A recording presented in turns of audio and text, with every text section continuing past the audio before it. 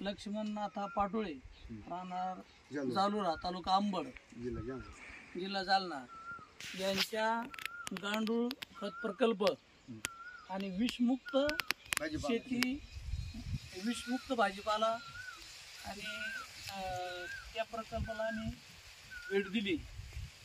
त्यांच्या जनावरांना सुद्धा आम्ही लसीकरण केलं आहे. गायींचा चांगला गोठा आहे त्यांच्याकडे, तसेच म्हशीचं पालनही त्यांनी व्यवस्थित केलेलं आहे. आणि त्यांचा असं मानस आहे की सर्व समाजाला विषमुक्त भाजीपाला, विषमुक्त अन्नधान्य कसं पुरवता येईल याबद्दल त्यांचा खूप चांगला प्रकल्प इथे पाहण्यात आला. त्यांनी आम्हाला व्यवस्थित अशी मार्गदर्शन सांगितलं आणि फायदे तोटे सांगितले त्याबद्दल त्यांचं आम्ही सर्वच जण